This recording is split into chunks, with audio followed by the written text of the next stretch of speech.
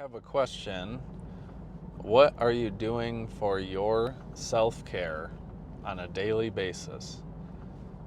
What are you doing with intention every day to take care of yourself and your mental well being, your overall well being? And if we don't know each other, my name is Eli Button. I'm a social worker, senior living expert, older adult advocate, real estate agent in Boulder County, Colorado, and I just am thinking all the time. So figured I would pose some of my questions out there for you guys and gals and everybody. So just curious, what are you doing for your self-care routine? How are you being compassionate to yourself? And how often are you focused on the things that are really weighing you down? How much time during the day is spent focused on the things that are stressing you out the most? How many of those things that are stressing you out the most can you control? How beneficial is it for you to be considering or thinking or spending that much time focusing on things that are out of your control? And then how can you change it to where you're not focusing all of your time on things that are out of your control? If they're in your control, change it. That's cool.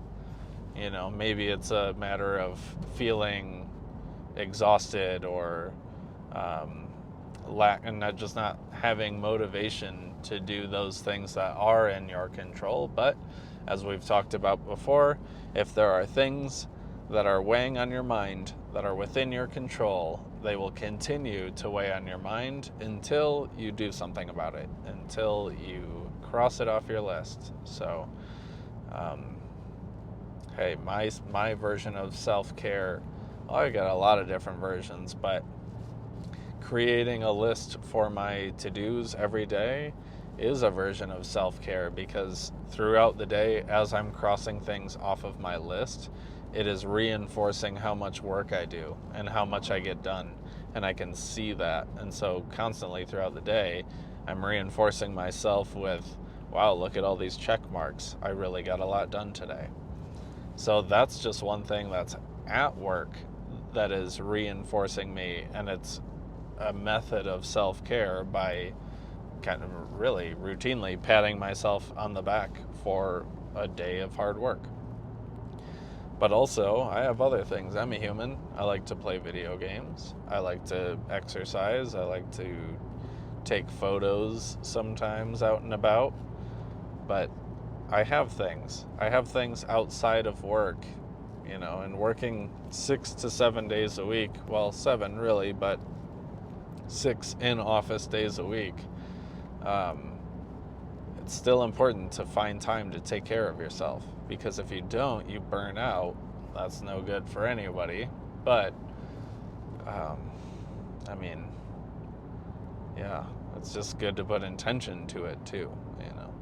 Maybe you come home and you plop down and you watch TV, but knowing why you're watching TV, or at least watch TV if it feels good. But if you're watching TV and it's not feeling good, then what are we doing? So be intentional with your self-care routine. Make it a daily thing, and you'll feel better. If you feel better, you'll perform at a higher level throughout your day. And if you perform at a higher level throughout your day, people will take notice of that. You will be granted larger opportunities that allow you more time to relax. I just work a lot because I love what I do. So that's fine. But I certainly wouldn't need to, and you don't need to. But yeah, it's all goal-based. But the self-care is universal. You don't need motivation or goals to take care of yourself. So don't forget to do that. When the masks fall on the airplane, it is expected of you, as seen on the safety video, that you put that mask on yourself before you help those around you. And that might seem crazy. I know I talk about that a lot in therapy groups. It seems pretty wild, especially when it might be a mom or a dad and they've got their kid with them. But the reason why they say that is because you putting on the mask eliminates a lot of your panic that is natural about not being able to breathe. And if you can remove that natural panic, then you can think more clearly when assisting other people.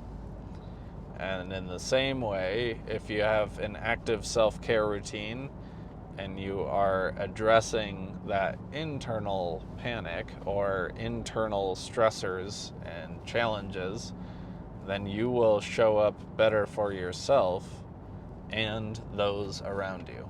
You'll be a better resource, advocate, friend, partner, all that.